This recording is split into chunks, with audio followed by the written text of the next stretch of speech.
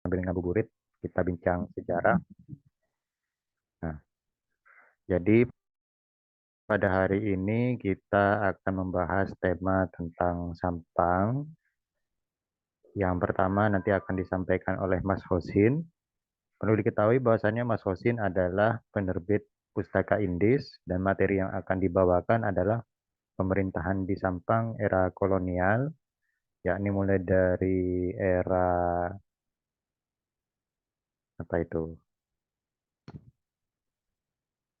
Mulai dari era kabupaten sampai menjadi Kawedanan tahun 1885 sampai 1942, dan materi kedua akan disampaikan oleh Mas Umar Faruk. Nah, ini foundernya Madura Heritage ini. Akhirnya jadi pemateri juga.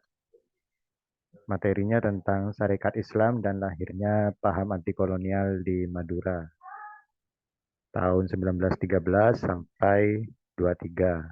Jadi mungkin untuk mempersingkat waktu supaya tidak berlama-lama karena kita mungkin sambil lalu mempersiapkan buka nantinya, saya persilakan kepada Mas Hosin untuk menyampaikan materi pertama tentang pemerintahan di Sampang era kolonial. Saya persilakan kepada Mas Hosin. Baik. Assalamualaikum warahmatullahi wabarakatuh. Di sini saya akan menyampaikan mengenai pemerintahan Sampang pada masa kolonial. Bentar ya.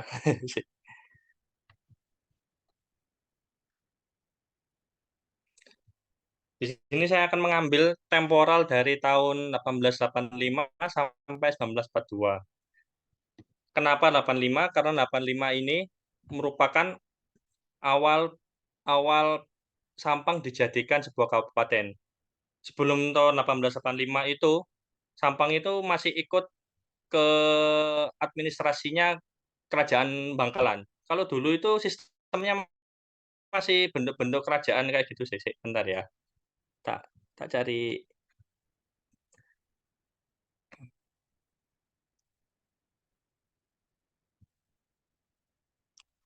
Ya, dimulai tahun 1885 itu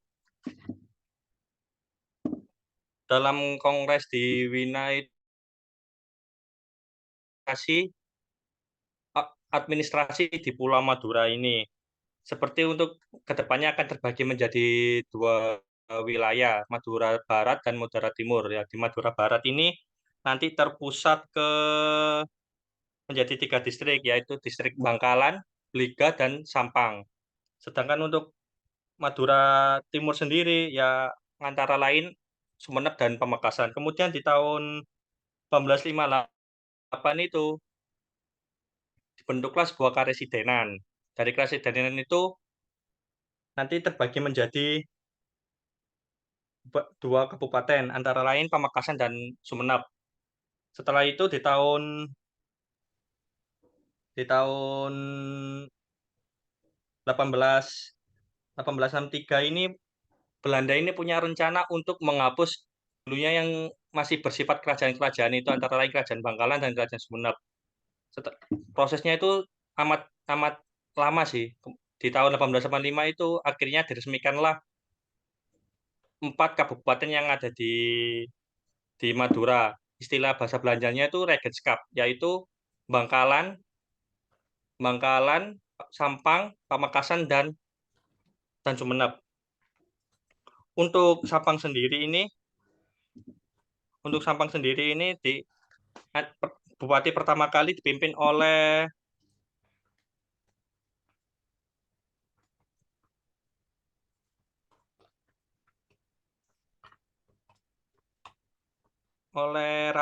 Raden Tumenggung Aryo Kusumo Adiningrat tahun 1885 sampai 1895 ini. Di masa beliau ini, dulunya Sampang masih terdapat 4 distrik, yaitu Sampang Laut, Sampang Timur, Sampang Barat, dan Sampang Daya. Kemudian di tahun 1892 ini, nama-nama distrik tersebut itu berubah menjadi Kota Sampang yang dulunya merupakan Sampang Timur, terus Kedundung, dulunya merupakan Sampang Sampang Barat, terus Torjun, Ketapang.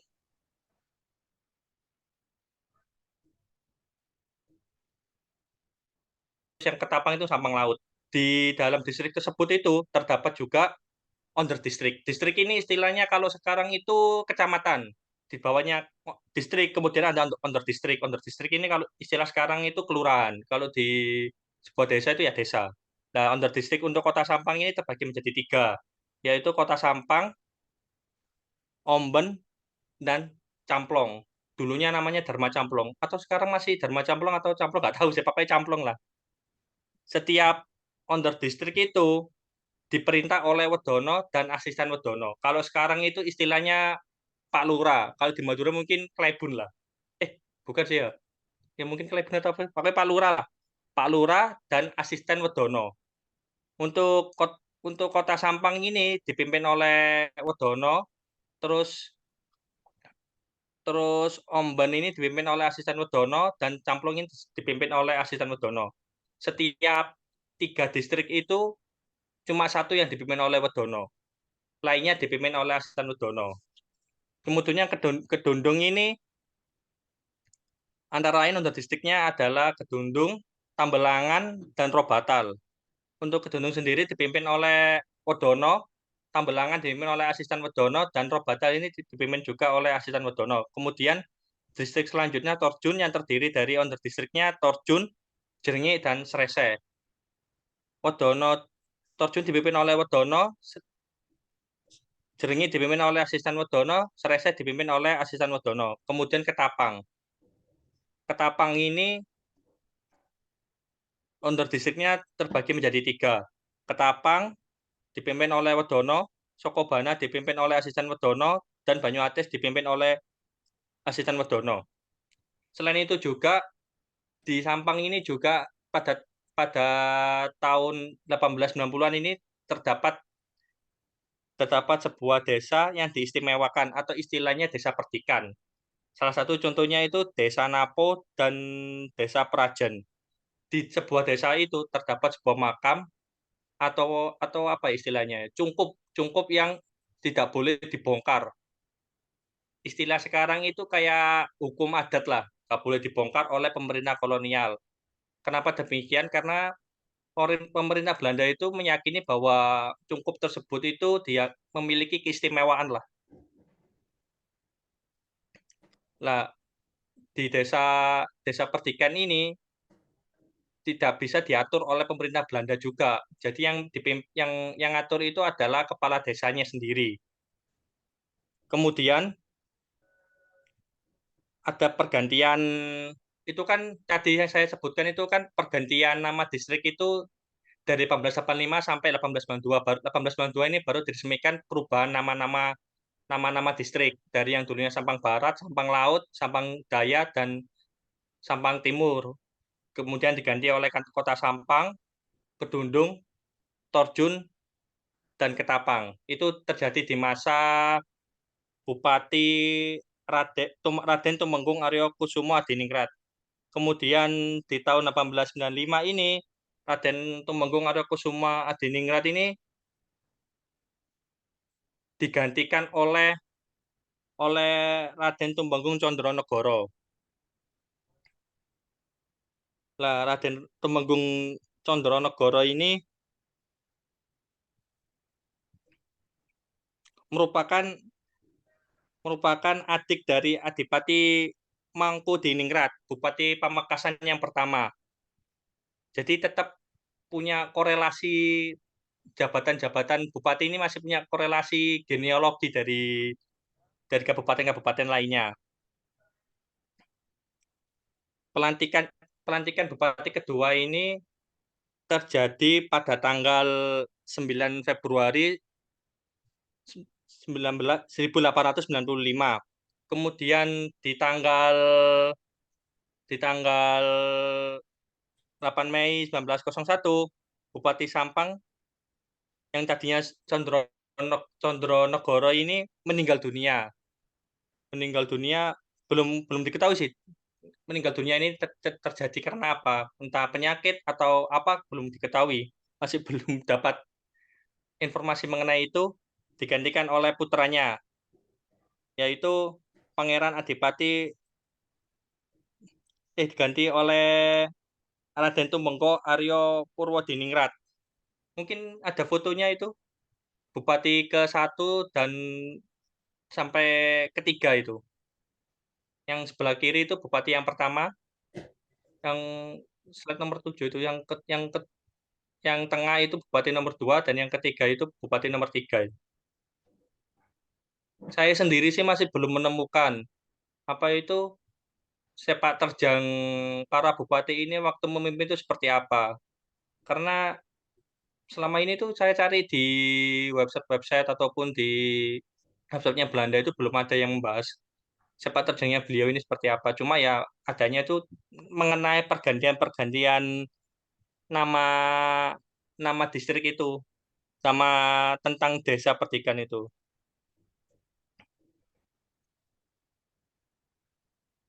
Selanjutnya kemudian pada pada tanggal 1913 ini dilantik lagi bupati yang keempat namanya Aryo Suriwinoto. Beliau beliau ini merupakan menantu merupakan menantunya dari bupati yang kedua ini. Kebanyakan bupati-bupati ini dulunya itu memiliki gelar Adipati Tumenggung gitu. Kalau nggak salah gelar-gelar seperti itu kayak gelar gelar kehormatan kehormatan karena suksesnya menjaga kepemimpinan mungkin. Terus kemudian kemudian di tahun 1913 itu wilayah Sampang itu terdapat ikut ditambah distrik baru. Entah alasannya kenapa nggak tahu. Distrik baru ini dulunya ikut Pamekasan terus masuk ke Sampang cuma nggak bertahan lama kembali lagi ke Pamekasan. Kemudian di tahun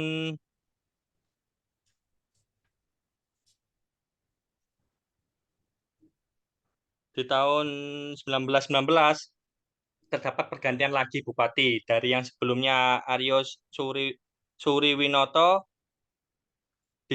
digantikan oleh Kerto Kerto Ami Projo.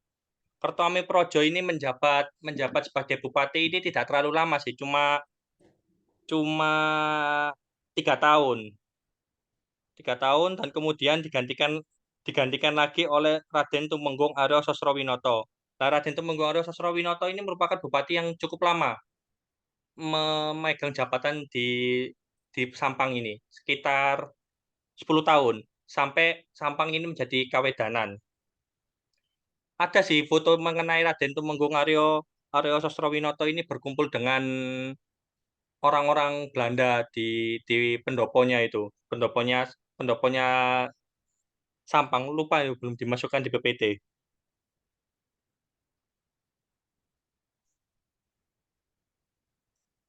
Nah, dari tahun-tahun yang saya jelaskan tadi itu saya masih belum menemukan kayak daya tarik untuk diulas diulas itu apa aja gitu. Cuma ya itu aja pergantian-pergantian bupati, pergantian-pergantian Widono gitu-gitu aja sih. Cuma belum menemukan sepak terjang beliau-beliau ini ketika memimpin itu seperti apa. Nah, serunya mengenai Sampang ini baru terjadi di tahun 1933 ini, di mana itu merupakan kalau istilahnya itu kisah kelamnya Kabupaten Sampang. Mengapa demikian? Pertama itu terjadi kasus korupsi besar-besaran.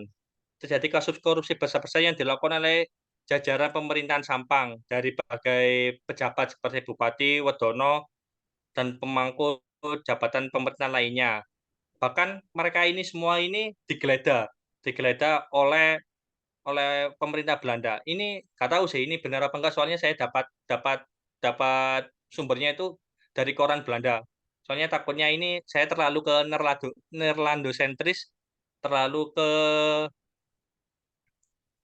terlalu menyerang ke jabatan pemangku pemangku pribumi gitu.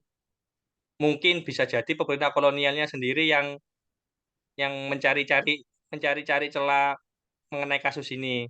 Karena di tahun itu Kabupaten Sampang ini sudah direncanakan untuk dihapuskan. Kabupaten Sampang sendiri saja sih, ada Kabupaten Keraksan dan Lumajang. Keraksan itu yang ada di Probolinggo. Nah, tiga kabupaten ini rencananya itu akan dihapuskan dan di, disatukan oleh kabupaten lainnya. Khususnya Sampang ini akan digabungkan oleh Pamekasan. Kemudian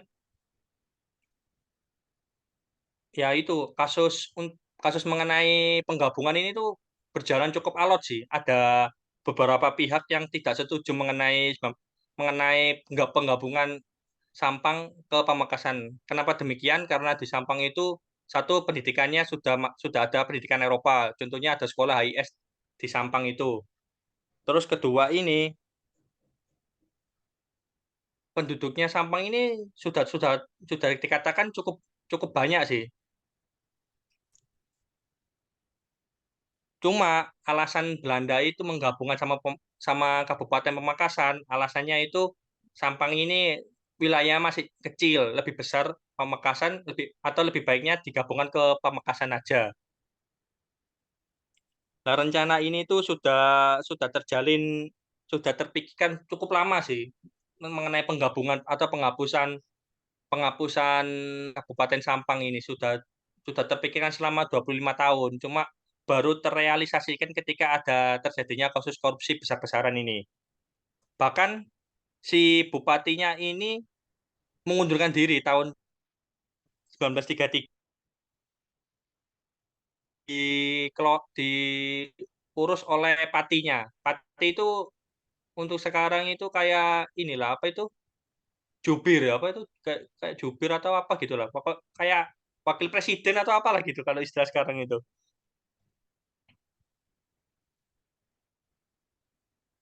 Bahkan ada ada sebuah mosi yang bernama Permohonan Ketetapan Kembali Kabupaten Sampang.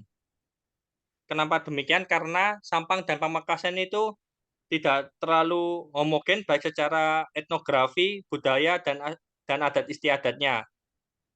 Di Sampang sendiri itu sudah ada pabrik garam. Pabrik garam ini kan termasuk pemasok pemasok kas negara terbesar kan, masuk kas negara salah satunya yang terbesar. Jadi tidak bisa dong ini dicatukan oleh Pamekasan yang dikatakan karena luas wilayahnya terlalu kecil untuk Sampang. Maka dari itu muncullah sebuah mosi mengenai permohonan ketetapan kembali Kabupaten Sampang. Dari hal tersebut, pemerintah kolonial Belanda ini bisa untuk mengembalikan tidak menjadikan tidak men, tidak menjadikan rencana ini terrealisasikan apabila Sampang ini bisa mempertahankan perekonomian kembali. Ternyata hal itu tidak bisa terjadi. Akhirnya Sampang tetap dihapuskan menjadi kabupaten. Mungkin hal tersebut itu akibat dampak dari krisis Malaysia yang terjadi pada Hindia Belanda di tahun 1930-an itu. Jadi pemerintah Hindia Belanda itu harus memutar otak gimana caranya ekonomi itu bisa kembali membaik.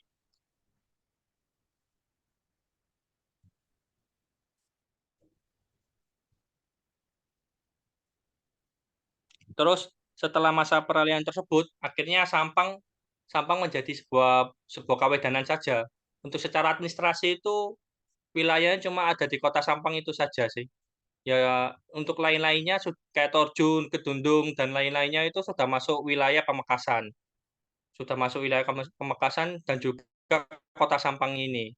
Kawedanan Kawedanan itu ya kecil ya kelurahan gitu. Untuk Odononya sendiri tahun 34 sampai 39 itu dipimpin oleh Mas Abdul Kaam atau Prawoto Wijoyo Kemudian di tahun ke-9 sampai akhir masa era kolonial dipegang oleh Abdurrahman.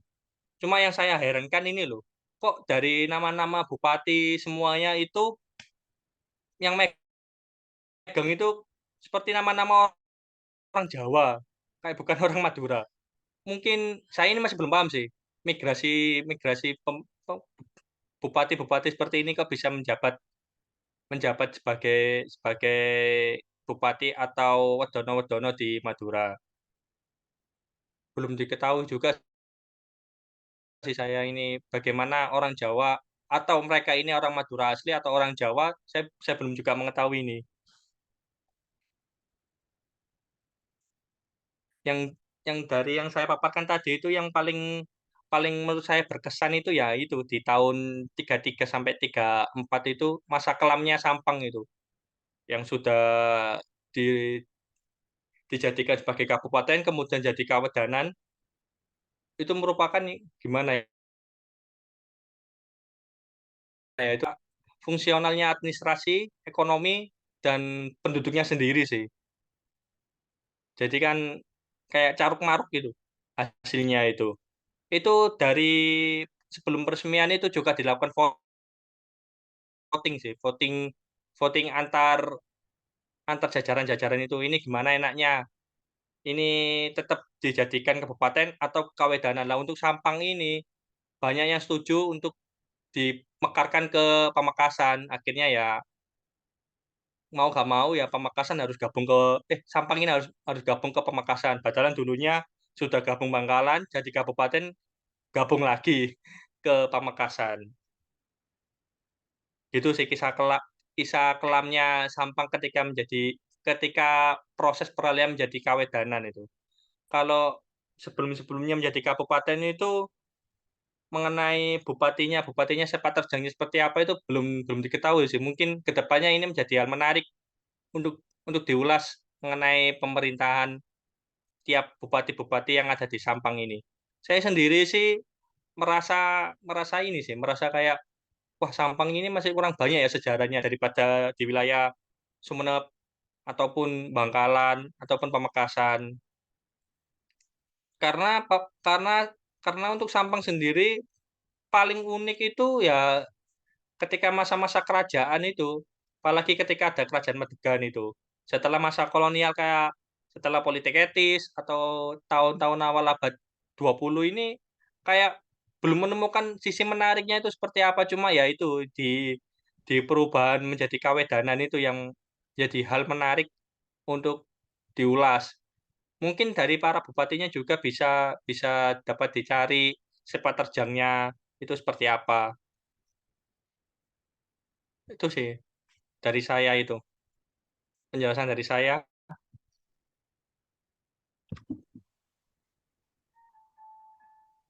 Baik, terima kasih untuk ulasannya dari Mas Hozin. Luar biasa sekali karena tadi kita sudah mendengarkan bersama-sama soal catatan kronologis daftar nama bupati beserta riwayatnya yang ada di Sampang, kemudian periode kelam Sampang di mana di sana banyak terjadi korupsi massal dan lain sebagainya tahun 33 sampai 34 dan pada akhirnya harus rela digabungkan dengan Pamekasan sehingga statusnya yang dari kabupaten menjadi kawedanan. Mungkin nanti diskusinya kita lanjut pada waktu sesi tanya jawab. Sekarang kita lanjutkan ke materi kedua, yakni tentang syarikat Islam dan embrio perlawanan terhadap kolonial. Nah ini menarik ini.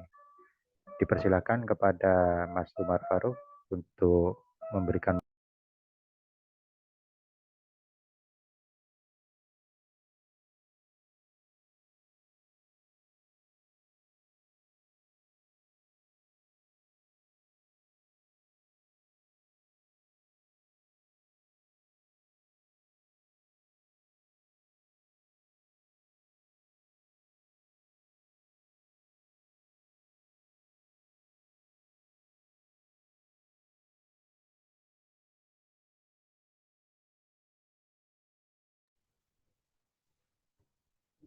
Cek 1 2 3, suara saya bisa didengar?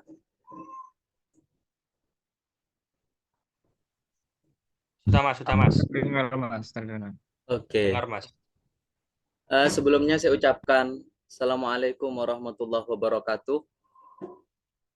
Dan terima kasih banyak teman-teman, terutama Mas Rizky Taufan yang telah memberikan kesempatan buat saya untuk menyampaikan materi. Jadi kalau Mas Khozin tadi membicarakan soal kelamnya Sampang, nah saya mau membicarakan soal eh, gemilangnya Sampang, kira-kira semacam itu. Terutama saya juga ucapkan terima kasih banyak nih ke teman-teman yang sudah gabung. Ada Mas Fahmi, ada Kak Dina, ada Kak Rosi, ada Kak Jusria, ada Kak Nas. Sekali lagi terima kasih sudah bergabung di forum santai ini. Bagi saya pribadi, teman-teman, soal topik yang akan dibahas ini cukup menarik. Saya sebelum masuk ke materi ingin menarik pada fenomena yang terjadi hari ini di Madura lah. Teman-teman barangkali nanti suara saya ada kurang stabil atau seperti apa, mohon bantu diingatkan. Sudah sama-sama kita ketahui Madura, terutama dalam bidang keagamaan, dalam Islam istilahnya, itu merasa sangat pede bahwa Madura ini Islamnya kuat, Islamnya betul-betul dipegang teguh begitulah. Tapi bagi saya hari ini Madura, terutama kaitan dengan keagamaan dalam hal ini Islam, itu sebenarnya saya sendiri kurang begitu pede, maksudnya untuk mengatakan bahwa Islam di Madura itu sudah kuat begitu. Mungkin juga harus diluruskan pengertian Islam yang kuat di satu daerah termasuk di Madura itu seperti apa. Misalnya para peneliti yang lain juga menyebutkan bahwa ya karena ketaatan orang Madura terhadap kiainya begitu gitulah. Bahkan sebenarnya juga mulai sejak tahun 50-an bahkan 30-an ulasan dari Buya Hamka tokoh Muhammadiyah itu yang pernah berkunjung ke Madura itu juga mengatakan hal yang sama, cukup bangga dengan orang Madura gitu, karena apalagi gak sholat gitu orang Madura, cuman gak pakai peci aja ke tempat umum itu sudah menjadi hal yang tidak biasa begitu. Tapi saya ingin mengajak teman-teman mengartikan kemajuan Islam di Madura itu adalah pengertian dalam arti kemajuan modern ya, bukan cuman bahwa masih marak di Madura itu bajing atau beleter yang dengan tingkah lakunya tapi masih takdim kepada kiainya, atau Madura masih sangat marak dengan kebudayaan-kebudayaan mulai dari Maulid Nabi yang 1 bulan dan lain sebagainya itu. Ada fakta menarik paling tidak di awal abad ke-20 lah, bahwa semakin tambah banyaknya kaum-kaum terpelajar itu juga mampu mewarnai keberislaman yang cukup unik di Madura. Madura sampai hari ini itu mayoritas secara keorganisasian atau pengelompokan di dalam Islam itu adalah Permisi, kaum tradisionalis, yakni kaum Nahdiyin lah. Mas. Sedangkan Mas Syarikat Umar. Islam Ini sebagai suaranya agak organisasi. putus-putus. Oke, bentar. Cek 1 2, masih bisa didengar suara saya? Masih putus-putus ini, Bro. Masih. Oke, bentar.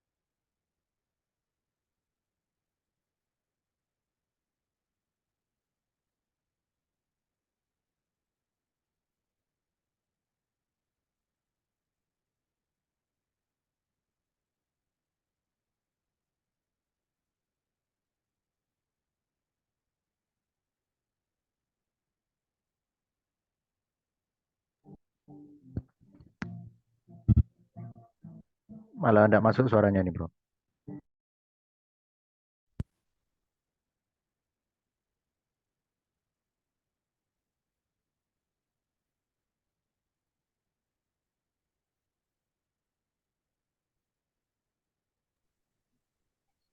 Suaranya tidak masuk ini, Bro.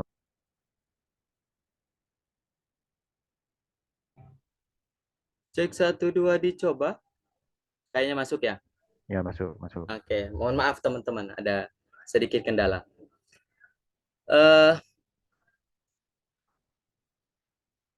Jadi teman-teman sekalian, Syarikat Islam ini adalah satu kelompok atau organisasi yang memang Islamnya itu adalah berbasis kota sebenarnya, berbasis kota karena ya berbasis kota dan orang-orangnya adalah kaum-kaum terpelajar.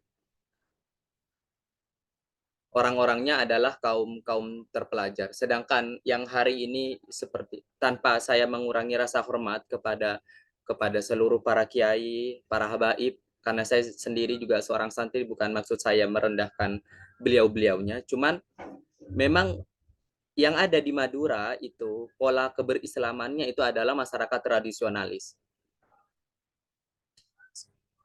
Kalau saya ketika kemudian menelaah tentang rekam jejak Syarikat Islam di Madura, saya menyimpulkan hari ini keberislaman kita di Madura itu ada dalam posisi kemunduran. Sebelum menduga-menduga ke hal-hal yang lain, monggo kita simak bareng-bareng. Jadi Syarikat Islam dan lahirnya paham anti kolonial di Madura.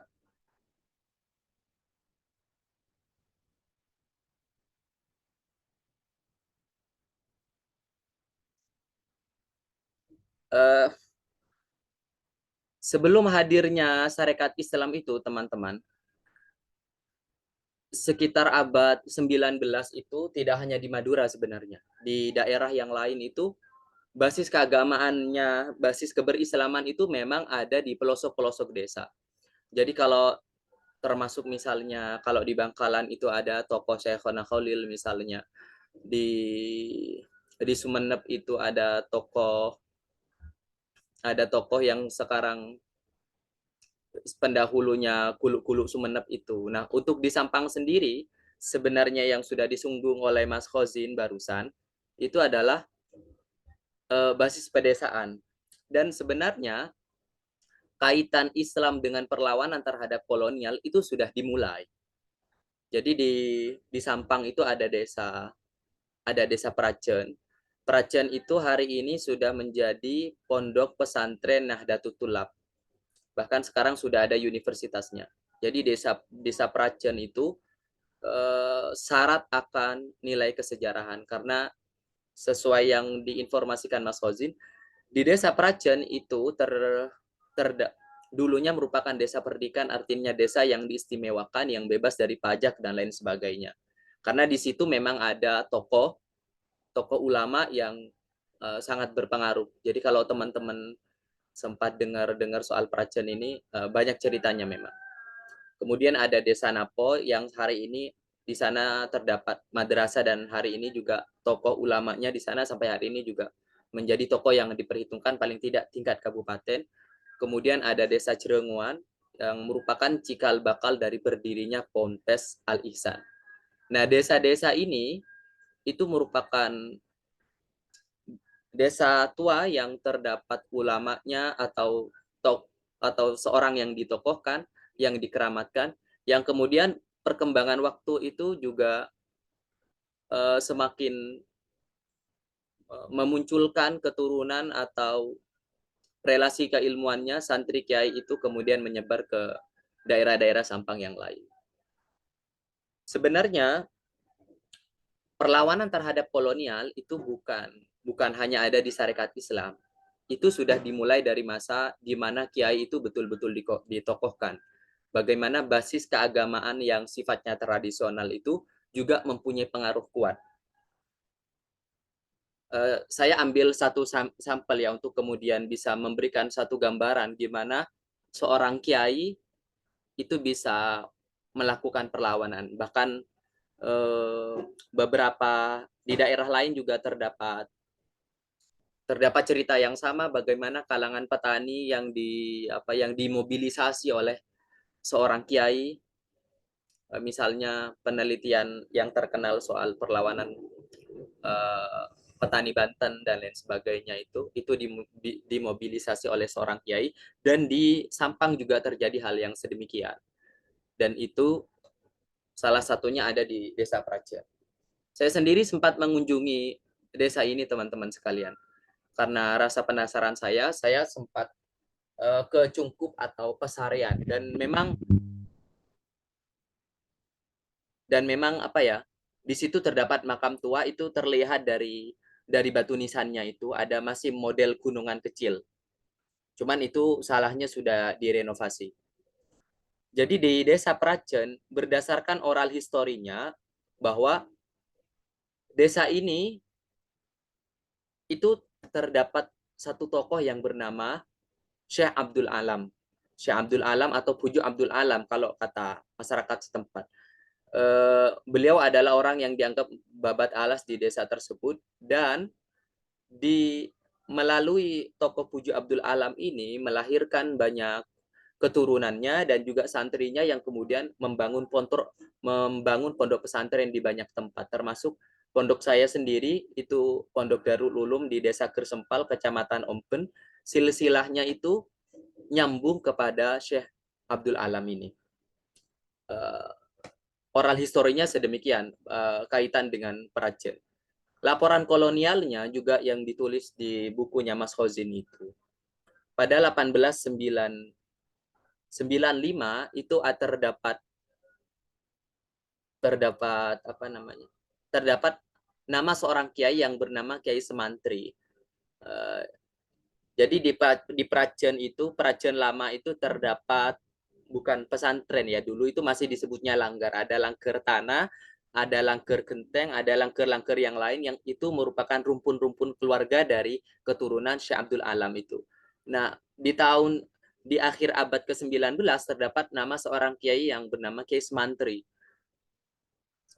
Desas-desusnya Kiai Semantri ini, dia merupakan kiai yang karismatik yang oleh masyarakat setempat itu, ini berdasarkan laporan dari Wedana Camplong yang melaporkan ke asisten residen yang di Sampang, bahwa Kiai Semantri ini adalah seorang kiai yang punya karomah, yang orang-orang sampai 300-an orang ke dalamnya hanya untuk memohon doa, untuk pengobatan dan lain sebagainya itu.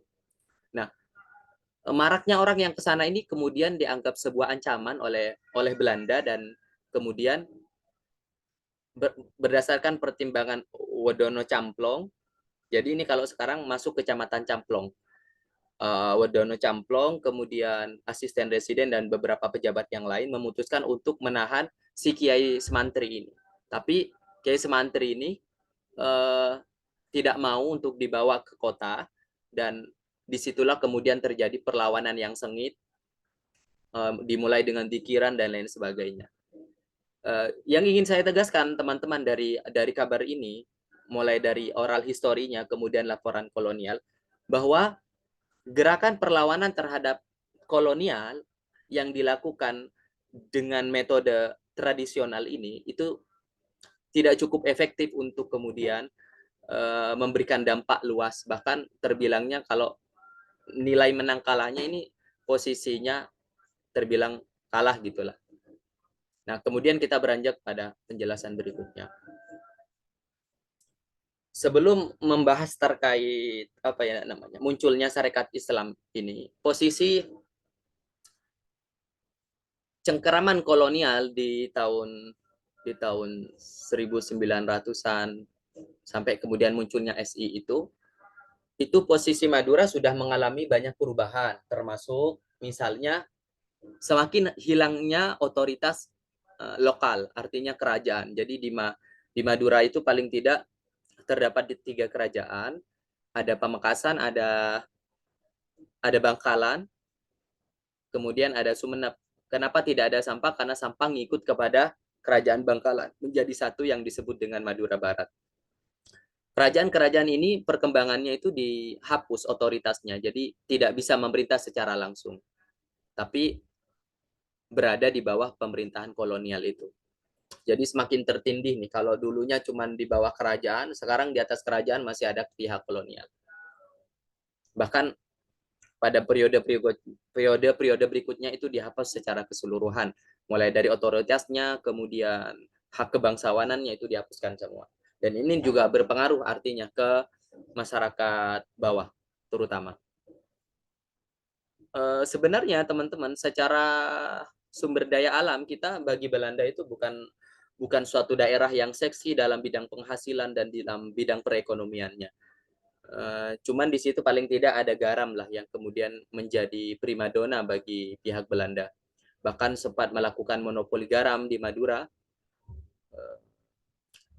dibangun 3 pabrik dan lain sebagainya. Belum lagi soal perpajakan dan lain sebagainya, itu semua masuk ke kantong keuntungan Belanda.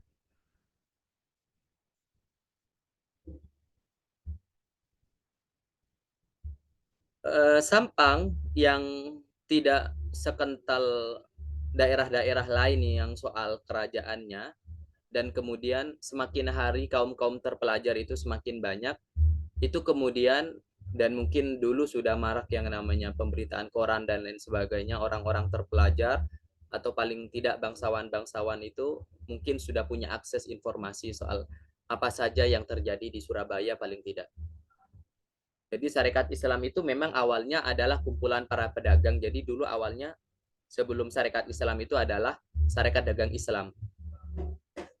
Dan memang latar belakang dari SI atau Sarekat Dagang Islam ini memang adalah organisasi yang dibentuknya itu alasannya bukan alasan keagamaan semata, bukan semangat alasan keagamaan semata, tapi juga punya alasan ekonomi, karena pada periode itu lagi marak soal diuntungkannya etnis Cina itu terkait dengan kebijakan-kebijakan Belanda, dan kaum pribumi merasa perlu untuk membuat satu gerakan yang dimulai dengan Sarekat Islam ini. Kemudian pada pemimpinan Hos Cokroaminoto yang merupakan guru bangsa, gurunya Soekarno yang ada di Peneleh, Surabaya, itu merubah dari SDI menjadi SI, yang kemudian SI ini tidak hanya berbasis orang perkotaan, tidak hanya berbasis orang yang pedagang saja, tapi semua dari latar belakang, mulai dari buruh, petani, semuanya bisa bergabung, sehingga pesat perkembangan SI itu sangat cepat begitu. Salah satunya termasuk yang dari Sampang ini, ketika sempat berkelana ke Surabaya karena tertarik dengan informasi SI, dia menjadi peserta di Surabaya. Kemudian setelah kembali ke Sampang beserta beberapa rekan, 64 orang, kemudian mendeklarasikan Sarekat Islam cabang Sampang yang dihadiri oleh Kiai Haji Mas Mansur sebagai perwakilan Center Sarekat Islam itu. Nah, dari situ kemudian muncul. Sebenarnya menarik teman-teman soal soal banyak kemudian berkembang sampai ke Sumeneb, kemudian ke Bangkalan perkembangannya. Cuman saya bahas yang di Sampang saja. Dan menariknya, pimpinan-pimpinan pertama yang cabang Sampang ini secara umum mereka adalah orang-orang elit. Ada Raden Panci, kalau kata orang Sampang tuh, ada yang bertingkat Raden. Jadi kalangan-kalangan elit, kalangan-kalangan terpelajar yang memang punya akses informasi soal Islam pembaharuan, soal paham anti kolonial, mereka dapatkan itu. Jadi termasuk kalangan haji. Karena kalangan haji ini yang di abad 20-19 itu orang-orang haji itu bukan cuma mendapatkan kurma aja dulunya, tapi juga mendapatkan paham-paham soal pan-islamisme, soal anti kolonial, itu juga oleh-olehnya juga itu. Makanya kemudian haji itu tidak heran bergabung kepada Sarekat Islam di Sampang itu. Kemudian teman-teman, secara singkat, menariknya dari hadirnya SI yang biasa kita ketahui, organisasi Islam itu biasanya condongnya ya udahlah yasinan, tahlilan atau kumpulan-kumpulan keagamaan. Tapi SI dimanapun termasuk di Madura itu hadir dengan membawa warna lain. Bahkan ini merupakan sampai detik ini saya belum menemukan informasi lain bahwa SI Madura ini adalah organisasi yang pertama yang mengenalkan organisasi yang berbasis modern, mulai dari soal administrasi, soal bagaimana mengadvokasi masyarakat. Jadi mereka di laporan mereka itu juga mengklaim bahwa mereka itu telah berhasil menggerakkan kemajuan masyarakat Sampang atau Madura secara keseluruhan. Karena mereka tidak hanya bergelut dalam bidang keagamaan, memang keagamaan juga dilakukan tapi dalam bidang yang lain. Misalnya mulai mempengaruhi pendidikan umum. Jadi mereka sering mengadakan rapat-rapat besar. Kenapa masyarakat antusias? Karena masyarakat juga waktu itu membutuhkan bahwa mereka yang sedang tidak baik-baik saja dalam tindasan kolonial itu membutuhkan suatu wadah dan SI berhasil mewadahi mereka. Jadi pengetahuan soal seharusnya bagaimana kita melakukan kontak dengan pihak kolonial, bagaimana perlawanan mereka. Jadi perlawanan itu tidak melulu soal aksi yang geruduk-geruduk, tiba-tiba menggempur kolonial, tidak seperti itu. Tapi melakukan perlawanan dengan elegan, dengan konstitusional kalau bahasa hari ini.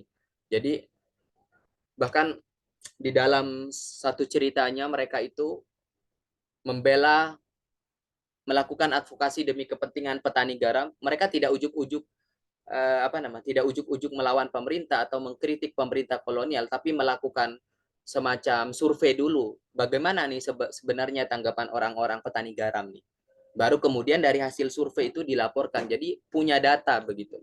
Jadi sudah serapi itu, sudah semaju itu.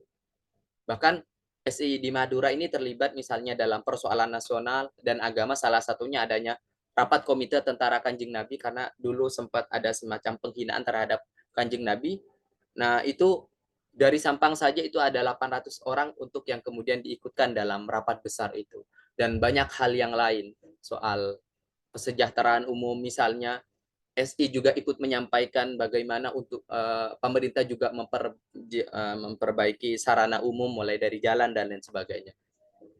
Ini kan secara singkat teman-teman, ini kan kita sadari bersama-sama dengan kejadian-kejadian yang baru-baru ini soal isu konflik keagamaan yang terdapat di Madura. Harusnya kan dengan belajar pada rekam jejak Syarikat Islam itu seharusnya keagamaan atau keberislaman atau organisasi Islam di Madura itu tidak hanya melulu itu saja, tapi soal kesejahteraan, soal kemiskinan, dan kita masih dalam posisi hitungan di tingkat Jawa Timur aja lah, itu Sampang masih sangat jauh dengan daerah-daerah yang lain. Harusnya meskipun berbasis keagamaan, tapi juga tidak melulu keagamaan, tapi juga soal kesejahteraan umum, soal pendidikan umum, soal advokasi pada orang-orang yang haknya tertindas. Kira-kira semacam itu, teman-teman. Saya membuat PPT ini secara agak dadakan kemarin sempat ada musibah, makanya saya cuman hanya ilustrasi keterangan-keterangan singkat saja begitu. Mungkin cukup itu Mas Taufan yang bisa saya sampaikan, barangkali terlalu lama, mohon maaf. Terima kasih. Saya kembalikan ke moderator. Ya, terima kasih Mas Umar Faruk. Ini materi yang luar biasa soal estimasi dan mendengar bersama-sama soal latar belakang keagamaan yang begitu mendasar dan juga kondisi perekonomian, sosial, dan politik yang juga di bawah tekanan kolonial sehingga memunculkan SI di Madura sebagai percabangan SI yang di pusat untuk embrio perlawanan terhadap kolonial. Dan ini menarik, ada tentara Kanjeng Nabi juga, ini saya baru dengar. Jadi mungkin karena sudah kita dengarkan dua materi, maka kita buka sesi diskusi. Dipersilakan kepada teman-teman barangkali ada pertanyaan, sambung komentar, atau apapun itu. Dipersilakan. Assalamualaikum. Waalaikumsalam warahmatullahi Mau wabarakatuh. tanya ke Kak Umar Faruk, tadi di awal sempat disinggung soal cara berislam masyarakat Madura hari ini mulai terjadi kemunduran. Nah, itu spesifiknya seperti apa, Kak Umar Faruk? Monggo pencerahannya. Terima kasih.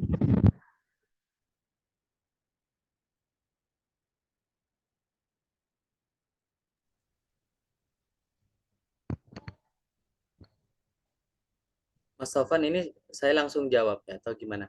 Bisa langsung dijawab, Oke, siap. Ya, Mas Anto, terima Prof. kasih Umar. pertanyaannya. Bahkan kalau saya boleh berbicara kasar itu, sekarang Madura ini bukan pulau garam lagi, sudah menjadi pulau amal.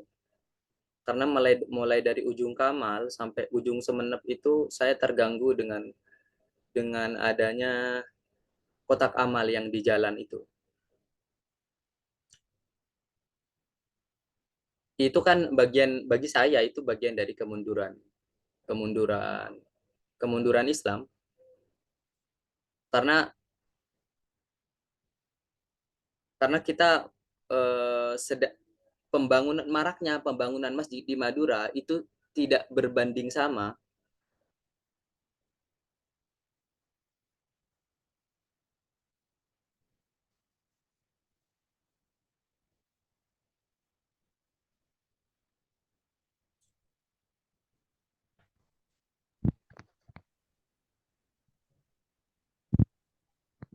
Suaranya hilang, suaranya.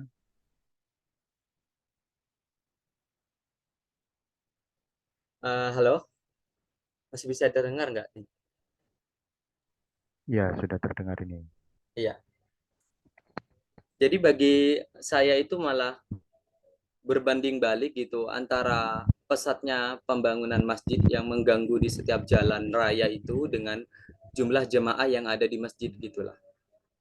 Nah, kenapa saya bilang kemunduran? Karena hari ini saya tidak menemukan organisasi Islam termasuk Nahdlatul Ulama yang paling besar di Madura itu tidak ada yang kemudian melakukan advokasi seperti apa yang sudah dilakukan oleh SI pada 1900-an itu. Bahkan kita masih misalnya di Sampang itu dulu sempat di tahun 2000 berapa ya? 2012 atau 2000 berapa itu? Yang soal Syiah dan lain sebagainya. Itu kan harusnya tidak perlu terjadi itu. Nah, kalau SI itu bukan cuman condong pada perbedaan pikiran aja, tapi dia lebih mengutamakan untuk mengadvokasi kebutuhan dasar masyarakat itu, termasuk advokasi terhadap nasib petani garam. Oke.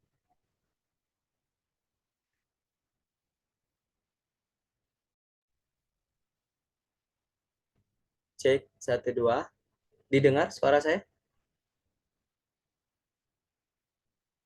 Nah, ya. Mohon maaf tadi sempat kepotong.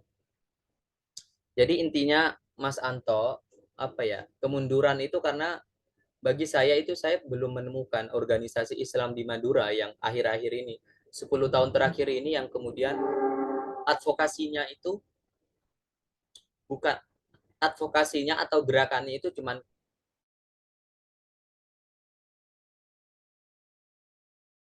ini yang kemudian advokasinya itu bukan advokasinya atau gerakannya itu cuman gerakan rutinitas biasa, yasinan, tahlilan, istighosah, tapi tidak ada gerakan konkret yang kemudian bisa mengadvokasi kebutuhan masyarakat. Kan ya bayangin kan, Bung Anto udah paham sendiri bagaimana maraknya soal narkoba di Madura yang bagian Ketapang dan lain sebagainya. Dan banyak problem yang lain, itu pun juga tidak ada organisasi yang secara khusus berani mengadvokasi hal yang semacam itu. Nasib petani garam atau tembakau atau sektor-sektor yang lain lah. Ya, yang diadvokasi itu paling semangat kalau misalnya ada hal-hal yang berkaitan dengan soal paham keagamaan tertentu misalnya. Cuman itu aja sih. Bagi saya begitu sih, Mas Anto, yang bisa saya jawab. Baik, begitu tadi ulasan jawaban dari Mas Umar Faruk. Barangkali ada tanggapan dulu dari Bung Anto.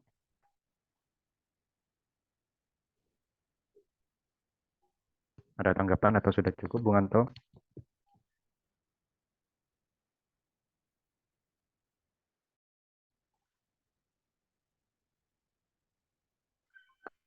Baik, saya rasa cukup ya. Jadi pertanyaan selanjutnya barangkali bisa disampaikan monggo kepada seluruh teman-teman yang hadir. Bisa berupa pertanyaan, diskusi, sumbang pendapat, ataupun lainnya. Dipersilakan. Mengingat materi yang disampaikan pada hari ini begitu menarik dan hal baru ya. Karena kan biasanya kita sering mendengarkan sejarah yang sangat tradisional ya. Jadi ini gerakan yang Ya, permisi Mas. Assalamualaikum warahmatullahi wabarakatuh. Saya izin bertanya untuk sebenarnya menarik ya kalau kita membahas tentang perkembangan Islam di Kabupaten Sampang sendiri, di mana kalau melihat dari tahunnya tadi, sepertinya sebelum NU itu berdiri seperti itu. Nah, yang saya tanyakan adalah apakah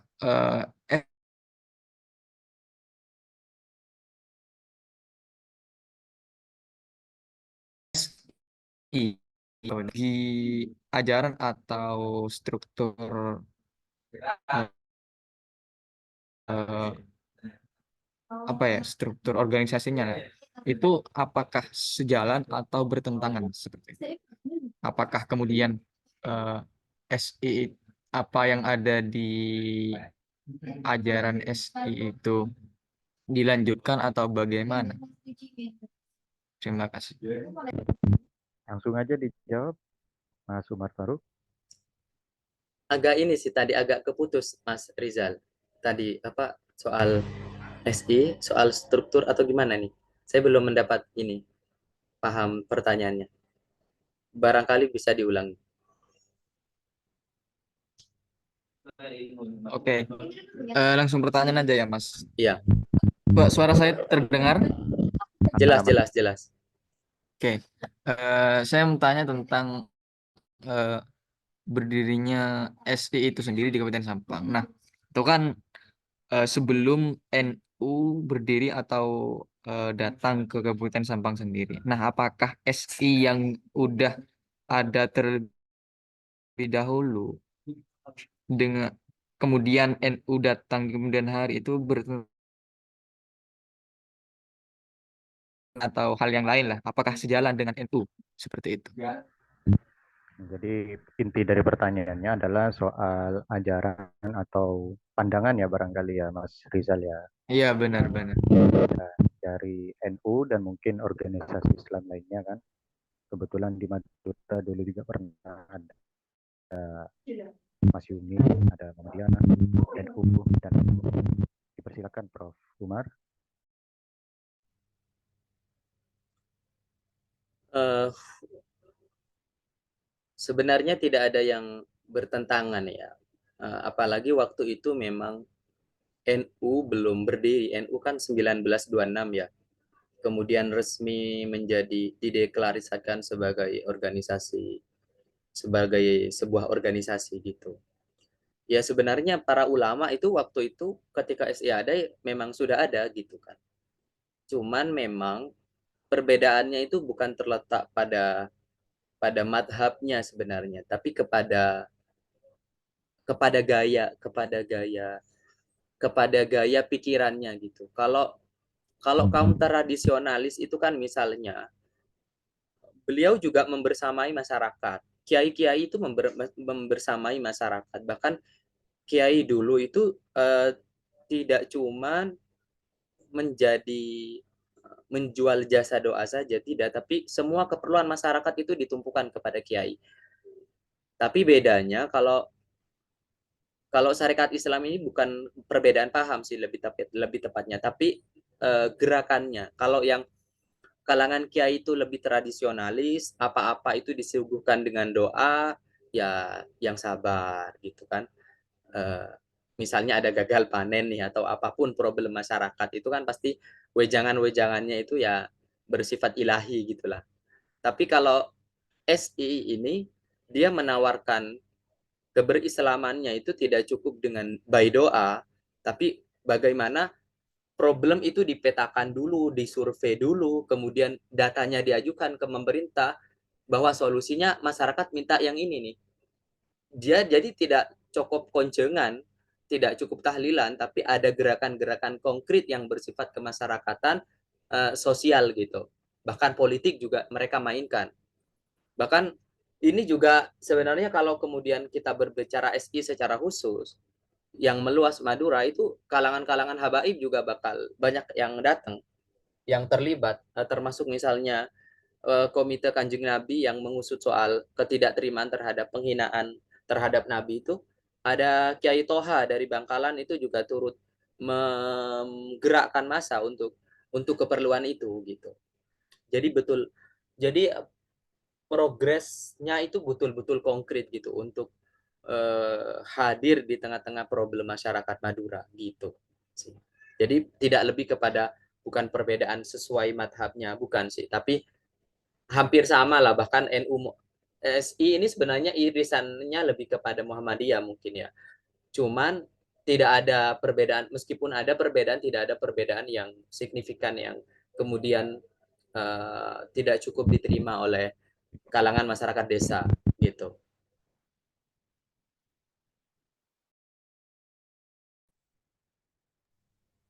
Itu sih Mas jawabannya.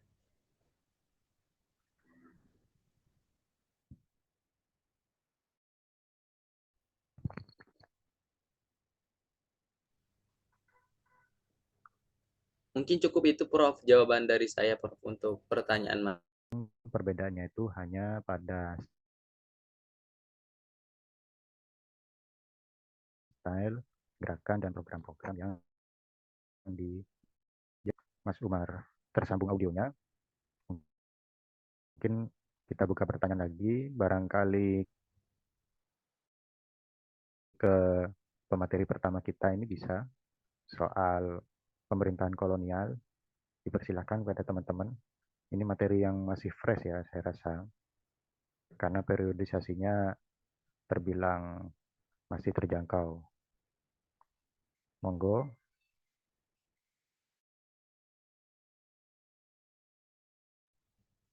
Barangkali Mas Nas ini loh mau menyampaikan komentarnya apapun itu gitu. Monggo dipersilakan, dipersilakan.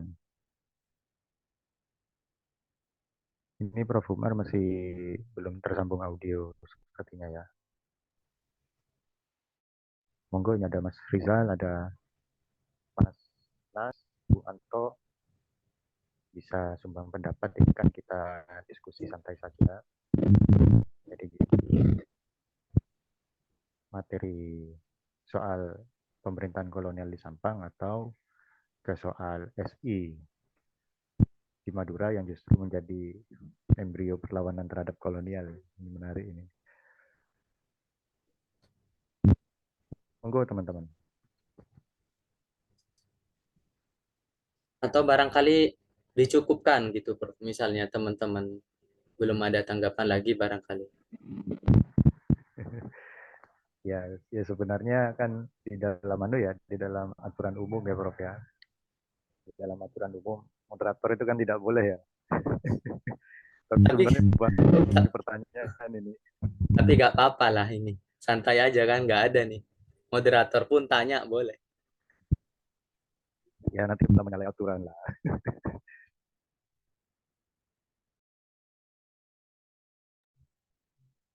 Ya mungkin kalau dari saya pribadi ini menyalahi aturan ini. Tidak apa-apa ya.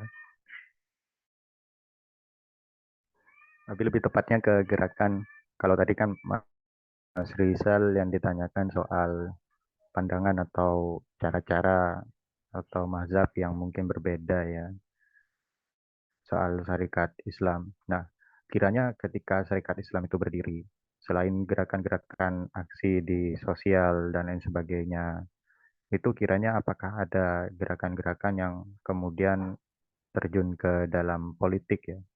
Karena kan kita tahu di SI Pusat sendiri gerakan terhadap politik itu cukup besar. Apakah di SI Madura, apakah juga berperan dalam politik yang cukup besar? Karena kan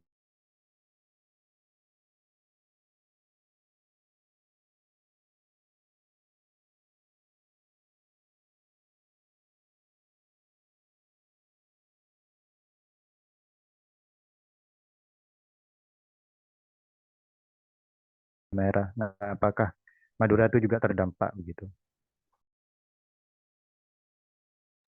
Sekian pertanyaan saya yang melewati batas Oke lah. sini. Suara saya terdengar ini ya. Aman-aman, Prof. Aman. Di masa-masa itu di awal terbilang awal ya tahun 1913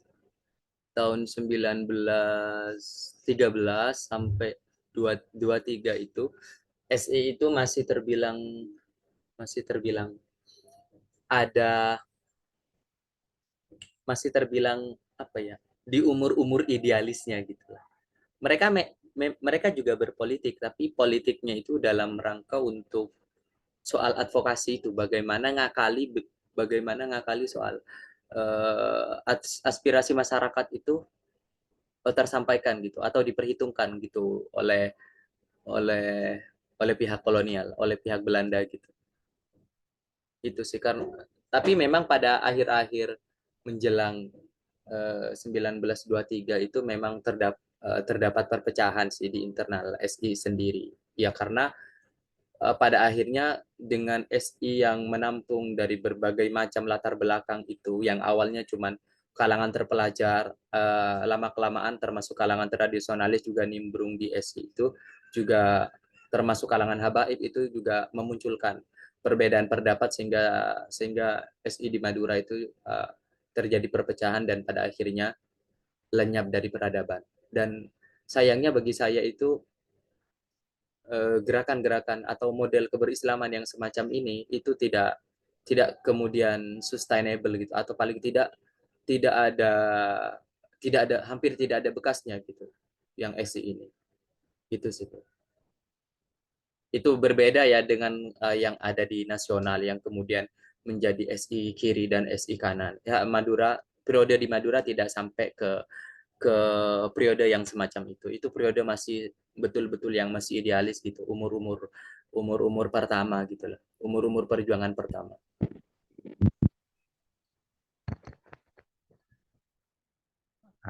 Baik, terima kasih. Berarti pada dasarnya setelah saya simak, jadi kita bisa memahami ketika periode awal SI muncul di Madura itu memang masih ideal yang ada di tubuh pusat selalu signifikan. Nah, mungkin pertanyaan berikutnya ya, kalau memang ada, persilakan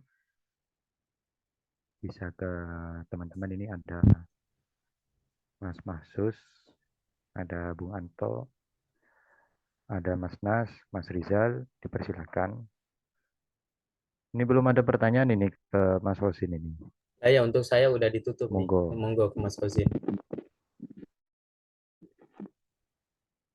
Mungkin aku nambahin aja ya mengenai syarikat Islam ini ya. Syarikat Islam ini kan didirikan oleh Haji Sadili ya. Nah, pemerintah Belanda itu sangat anti sekali sama ya kan anti siapa itu mengawasi orang-orang yang sudah berhaji, sudah mendapat gelar haji. Soalnya kan orang yang sudah mendapat gelar haji ini kan memiliki banyak ilmu kan, kayak punya idealisme sendiri ya. Si Haji Sadili ini sebelumnya itu hanya seorang pedagang. Pedagang cuma kayak sudah sukses lah, dikatakan sukses ya sukses. Nah, mendirikan Syarikat Islam ini ketika setelah beliau ini berhaji, kemudian punya idealisme sendiri untuk membantu rakyat-rakyat yang dianggap dianggap apa itu dirugikan oleh pemerintah kolonial Belanda. Nah, setelah itu kan Syarikat Islam di Madura ini fokusnya untuk membantu dalam garis umumnya itu membantu rakyat Sampang untuk melawan kolonialisme ini karena merasa selalu dirugikan, entah itu dari segi perekonomian ataupun lain-lainnya.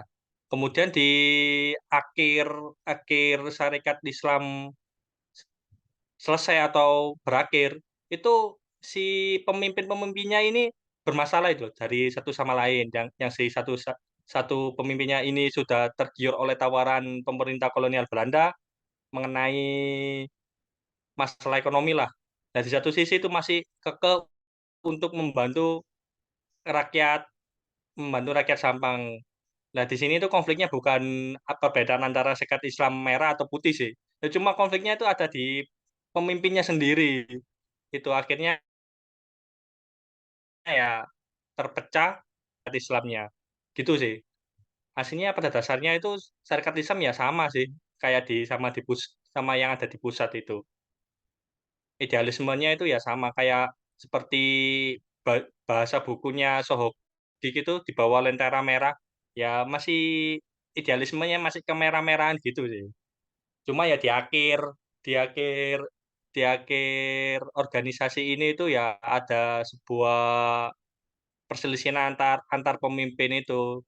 Yang di satu sisi sudah pro Belanda, yang satu sisi masih pro ke masyarakat Sampang ataupun masyarakat Madura lah. Itu yang ada di Sampang itu akhirnya runtuh lah di tahun berapa itu runtuhnya?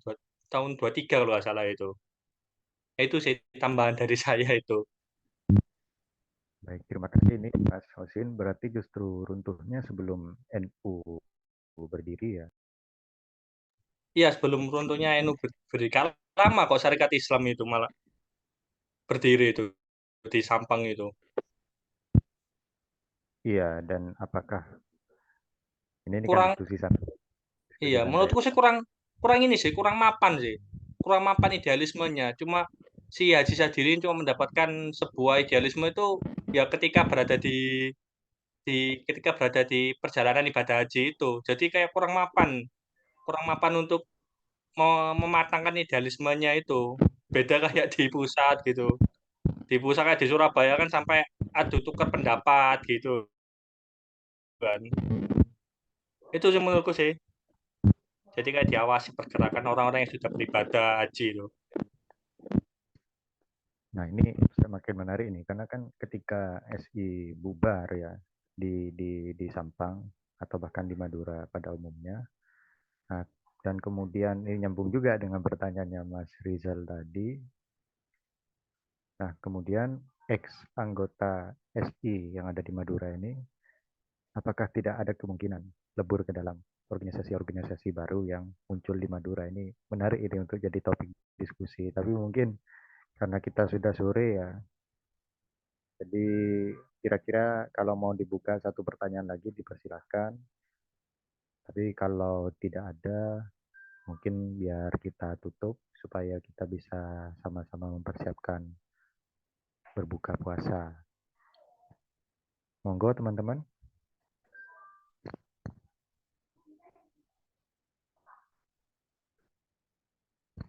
Nah, ini ada Mas Nas. Monggo. Ingin bertanya. Langsung di unmute aja. Langsung dibicarakan aja. Mas Nas. Baik. Ya. Saya ingin bertanya, Kak. Zaman sekarang yang berperan itu apa SI apa NU yang lebih berperan di Madura, terutama di Sampang? Terima kasih. Monggo langsung Prof. Umar. Sebelumnya saya mohon maaf ini, apa namanya, kirain Mas kan, ternyata Mbak nih. Ya, apa namanya, ya, terima kasih sebelumnya atas pertanyaannya.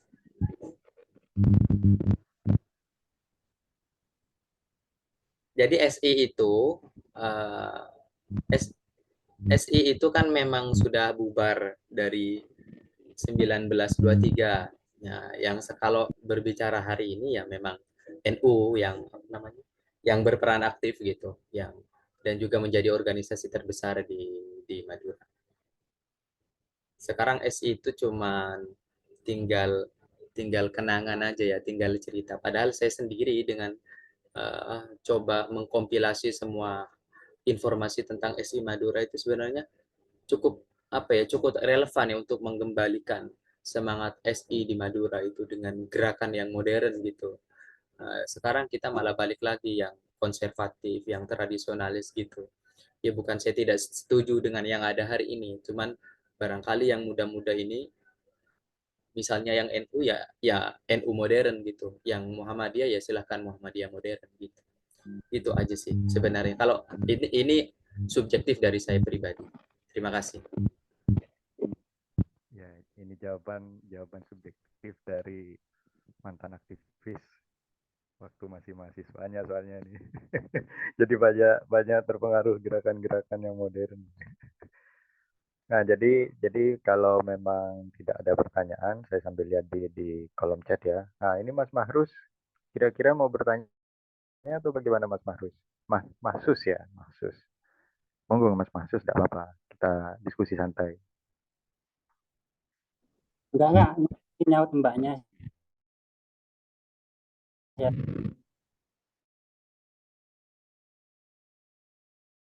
Oh siap. Ya, Ini topik yang menarik pada sore hari ini. Mungkin kita cukupkan dulu karena waktu sudah semakin mendekati buka puasa. Sebelumnya kami ucapkan terima kasih kepada seluruh peserta. Dan sebelum kami tutup, saya akan menyampaikan sedikit simpulan saja dari beberapa paparan yang ada. Yang pertama dari materi Mas Hosin tadi, yakni tentang pemerintahan di Sampang era kolonial yang sejak tahun 1885 monarki dibubarkan, monarki Madura Barat dibubarkan, terbentuk Kabupaten Bangkalan dan Sampang, dan sehingga dengan periodisasi dari tahun 1885 sampai 1933-34 era Bupati atau Regenshap baru kemudian dileburkan ke dalam Kawedanan, di dalam Kabupaten Pamekasan yang statusnya berubah menjadi Kawedanan karena berbagai latar belakang di situ. Dan periode ini cukup menarik karena merupakan tatanan baru bagi Madura ketika itu. Dan kemudian materi kedua yang disampaikan oleh Mas Umar Faruk ini tentang Syarikat Islam, hadirnya di Madura dan penyesuaiannya juga dengan berbagai latar belakang, baik itu religi, adanya tekanan kolonial ini juga semakin menjadi embrio bagi masyarakat Madura di dalam Syarikat Islam untuk melakukan perlawanan-perlawanan secara gerakan organisasi. Mungkin itu saja dari kami. Saya selaku moderator ya, pemandu. Saya mohon maaf apabila ada tutur kata yang kurang berkenan. Kurang lebihnya terima kasih. Wassalamualaikum warahmatullahi wabarakatuh. Waalaikumsalam. Bung Anto, Mas Rizal, Kak Nas, terima kasih banyak sudah bergabung. Sama-sama, Kak. Sama-sama. Sama-sama, Kak. Oke. Mas Hozin barangkali udah mau nyiapin takjil. Santai sih Mas. Nah, Nunggu sampean nanti jaga ta, Mas. Apa Mas? Sampean nanti jaga. jaga-jaga Mas. Atau ini ya, kayaknya eh, besok malam lah Mas saya ke sampean ya sambil ngasih filenya itu. Siap-siap Mas. Atau saya kirim lah. Nah, nanti meskipun nggak ke sana, Iya. nanti saya kirim. Tapi nanti saya tetap besok paling tidak saya ke sana, besok malam. Siap Mas. Mas Kabar-kabar aja Mas. Mas Khozin ini ya, apa namanya? Mudik ya. Kalau Kopdar Mas Khozin mudik lah ya. Gimana nih, Mas? Kan rencananya ini apa namanya? Rencananya